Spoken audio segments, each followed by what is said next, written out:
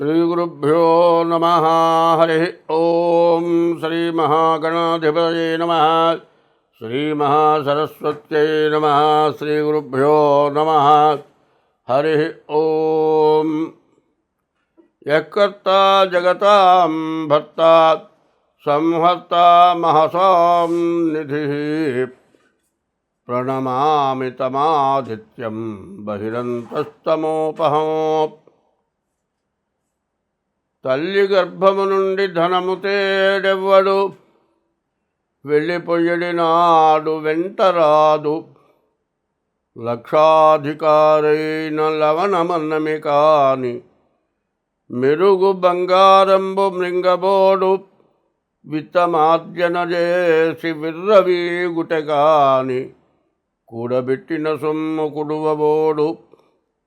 పొందుగా మరుగైన భూమిలో పలబెట్టి దాన ధర్మములే కదాచి దాచి తుదకు దొంగలకిత్తురో దొరలకవునో.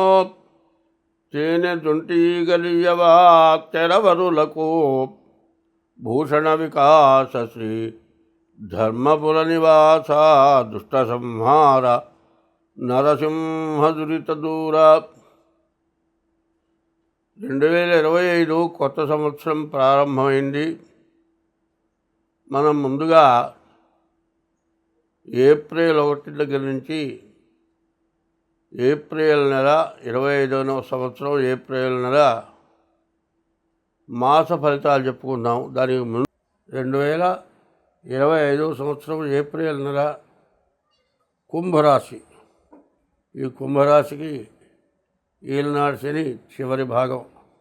5 సంవత్సరాల నుంచి వీళ్ళు చాలా బాధలు పడ్డారు. ఈ రాశి వాళ్ళకి పూర్తిగా ఇప్పుడు అనారోగ్యాల సమస్య బాగా ఉంటుంది.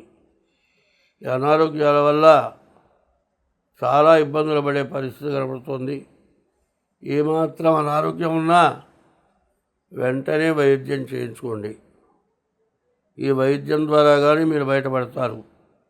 లేకపోతే ఏమాత్రం ఉద్యోగ అనారోగ్యాన్ని లెక్క చేయకపోతే మాత్రం చాలా ఖర్చులో పడతారు. ఈ కుంభరాశి వాళ్ళకి అనారోగ్యం వచ్చే పరిస్థితి బాగా ఎక్కువగా కనబడుతున్నది. మరి ఈ కుంభరాశికి ద్వితీయంలో 6 గ్రహాలు ఉన్నాయి. ఈ ద్వితీయంలో చాలా ఇబ్బందులైనటువంటి టైము కాబట్టి గురువు అర్ధాష్టమంలో ఉన్నాడు. బుద్ధి బాగుండదు, బుద్ధి స్థిమితం ఉండదు. అర్ధాష్టమం చాలా బాధాకరంగా ఉంటుంది. కాబట్టి ఈ రాశివాళ్ళు మీ జాతక రీత్యా మీ జాతకాన్ని చూపించుకోండి. మీ ఇష్టదైవాన్ని పూజించండి. ప్రతిరోజు కూడా శివాలయానికి వెళ్ళండి. ప్రతి సోమవారం ఈశ్వరాభిషేకం చేయించుకోండి.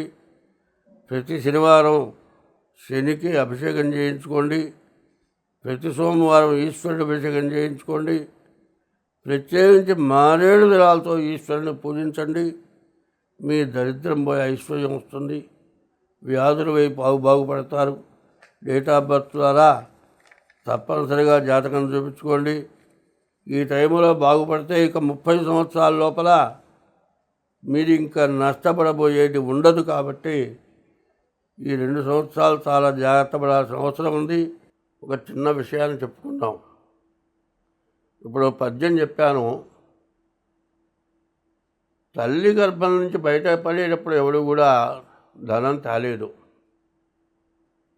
చివరికి ఎంత సంపాదించినా, ఎన్ని లక్షలు కోట్లు సంపాదించినా వెళ్ళిపోయేటప్పుడు మాత్రం ఇక్కడి నుంచి వెళ్ళిపోయేటప్పుడు మాత్రం ఏమి కనీసం కట్టుకున్న గుడ్డ కూడా తీసుకొని వెళ్ళడు.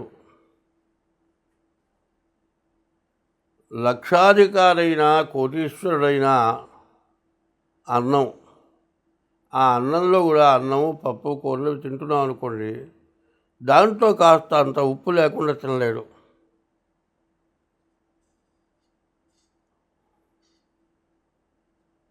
పోనీ దాచిపెట్టిన డబ్బులు ఏమైనా తీసుకెళ్తాడా?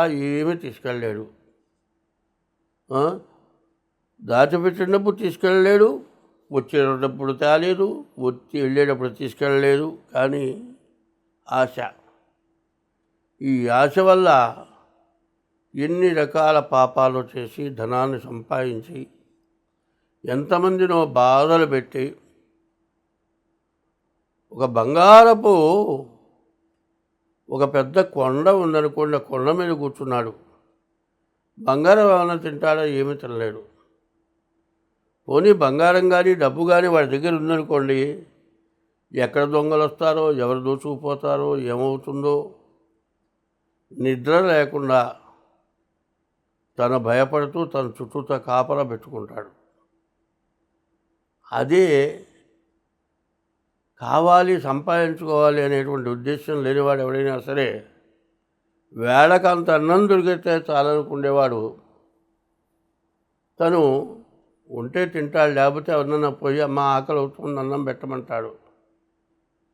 ఆకలి అవుతుంది అన్నం పెట్టమంటే పెట్టని వాళ్ళు అంటూ ఉండరు. హాయిగా కడుపు నిండా తిని కంటి నిండా నిద్రపోతాడు. వాడికి ఎటువంటి పాపం ఉండదు. మళ్ళీ జన్మంటూ వస్తే మంచి ఉత్తమమైన జన్మ వస్తుంది. కానీ ఇప్పుడు 2024 నుంచి 2027 వరకు కూడా పరిస్థితులు ఎట్లా ఉన్నాయంటే, మనకంటే ఎక్కువ వాడిని చూసి మనం అంత స్థాయికి ఎట్లా ఎదుగుదాం అని ఆలోచన తప్పితే, మనకంటే తక్కువ వాడిని చూసి వాడికంటే బాగున్నాం, మనం తింటూ ఊరి పెడదాం అనే ఆలోచన లేకుండా ఆశ, విపరీతమైన ఆశ, దురాశ, దాంతో అందరినీ కూడా దోచుకొని అందరినీ బాధలు పెట్టి అందరికీ కూడా భయం కలిగించేటట్లుగా శత్రువైపోయి, మరి బలహీనుడు భయపడి, బలంగలవాడు భయపెట్టి రాజ్యంలో, దేశంలో, విదేశాల్లో, ప్రపంచ దేశాల్లో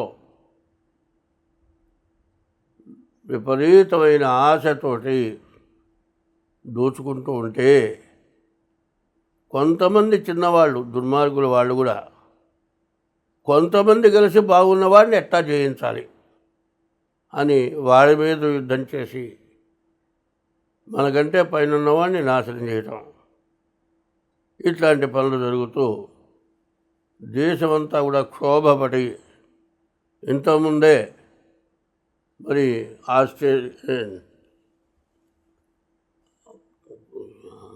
రష్యా మరి ఉక్రెయిన్ యుద్ధం చేసి కొన్ని రాజ్యాలు ఈ రెండు అటు కొన్ని రాజ్యాలు, ఇటు కొన్ని రాజ్యాలు సపోర్టు చేసి యుద్ధం చేసి రెండు దేశాలని కూడా నాశనం చేసినాయి. చివరికి ఇంత తిరుగుతూ ఉంటే ఏదైనా రాజీ కావాలంటే ముందు యుద్ధం మానేయండి, రాజీ చేద్దాం అనుకున్నారు. చివరికి కొట్టుకొని వాళ్ళే యుద్ధం మానుకున్నారు. మానుకున్న తర్వాత వచ్చింది ఏమిటంటే నష్టం తప్పితే లాభం అంటూ లేదు. మరి ఇటువంటి దురాశతోటి ప్రజలు, దేశాలు కొట్టుముట్టాడుతూ అందులో అణుబాంబులు, రసాయన బాంబులు ఇట్లాంటివి వేయటం వల్ల ముందు కనీసం వాటి వల్ల విషవాయువులు వచ్చి రకరకాలైన వ్యాధులు వచ్చి, వాయు కాలుష్యం, నీటి కాలుష్యం వచ్చి చాలా ఇబ్బందులు పడుతూ వృద్ధాప్యంలో మరి రోగ నిరోధక శక్తి తగ్గినటువంటి వాళ్ళు తొందరగా మరణించే పరిస్థితులు వచ్చి ప్రపంచమంతా కూడా బాధపడిపోతుంది. ఇంకా ముందు బాధపడటానికి పరిస్థితులు వస్తున్నాయి. కాబట్టి చిన్నవాళ్ళైనా సరే మంచిగా బతకటానికి నేర్చుకొని అందరూ కూడా మంచిగా ఒకళ్ళతో ఒకళ్ళు సత్సంబంధాలు పెట్టుకొని మరి భార్య పిల్లల్ని, తల్లిదండ్రులని, పక్కనున్న వాళ్ళని అందరూ కూడా బాగుండేట్టుగా మంచిగా బతుకుతూ ఎప్పుడు ఇందాక చెప్పా, మరి పద్యం కూడా చెప్పా. ఏమిటా పద్యం అంటే,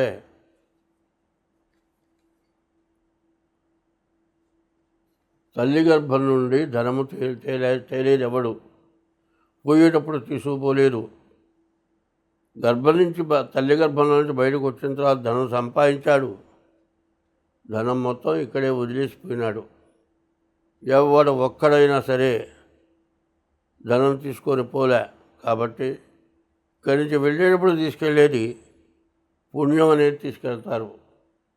ధనం ఎక్కువ ఎవరైతే ఎక్కువ సంపాదిస్తారో దురాగతంగా సంపాదించడమే, వాళ్ళు యమలోకానికి పోవటమే. ధనం మీద దురాశ కలిగి విపరీతంగా సంపాదించి చివరికి పోయేటప్పుడు వదిలిపెట్టి నరకానికి పోవటం జరుగుతుంది. ఆ దురాశ, దుర్మార్గమైన సంపాదన, ఒకరి యందు ఒకరికి దురభిప్రాయం లేకుండా ఉండటం చాలా అవసరం. ఎందుకంటే ఇప్పుడు నవనాయకులు గ్రహాలు, 9 గ్రహాలు నవనాయకులు.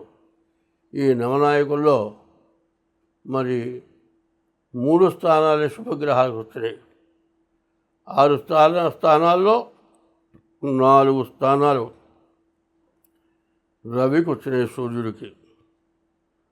మిగతా 2 స్థానాలు కూడా పాపగ్రహాలకు వచ్చినాయి. అంటే శుభగ్రహాలు 3. మరి చంద్రుడు, బుధుడు, గురువు. ఈ శుభగ్రహాలు తక్కువగా ఉంటాం, పాపగ్రహాల బలం ఎక్కువ ఉండటం చేత దేశంలో అల్లకలలు రావడానికి సిద్ధంగా ఉంది. కాబట్టి ఎవరికి వాళ్ళు ఎట్లా అంటే, ఒక తండ్రి చెప్పాడు, ఒక 7 కట్టెలు తీసుకొచ్చాడు. కట్టగట్టిన ఆయన కొడుకులు ఉన్నారు, 5 కొడుకులు. ఈ కట్టగానే ఉంచి విరగదీయడా అంటే కొడుకులు విరగదీయలేకపోయినారు. 7 కట్టలు విడదీసి విరగదీయడా అంటే ఒక్కడే 7 కట్టలు విరగదీశాడు.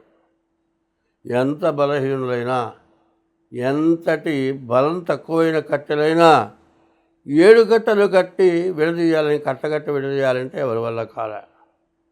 సన్నటి కట్టెలైనా 7 కట్టగట్టి విరగదీయాలంటే విరగదీయలేకపోయినారు.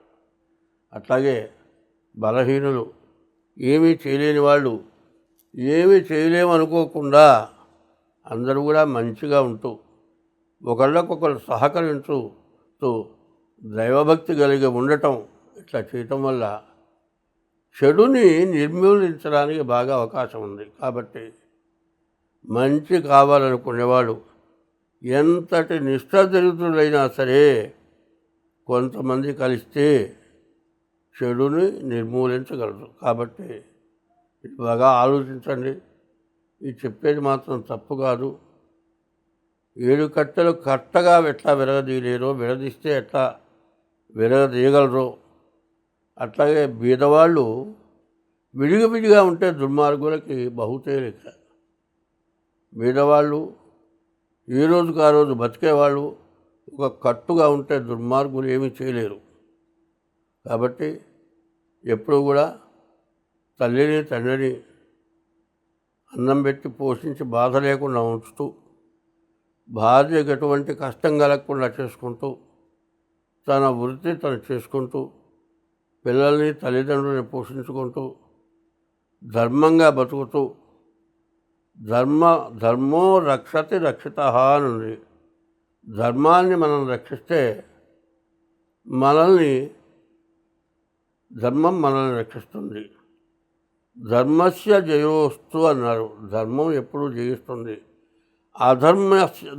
అధర్మస్య నాశోస్తు, అధర్మం నాశనం అవుతుంది.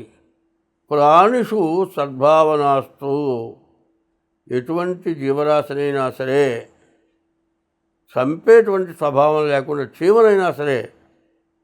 మరి చిన్నపిల్లలు చిన్న పాఠాల్లో వచ్చింది. మరి ఒక చీమ బోయవాడు చెట్టు మీద ఉన్నటువంటి రామచిలకని బాణం ఎక్కువ పెట్టాడు. ఒక గండు చీమ చూసింది, వాడి బొటను వేలును చురుక్కుమని ఎట్టుకుట్టింది.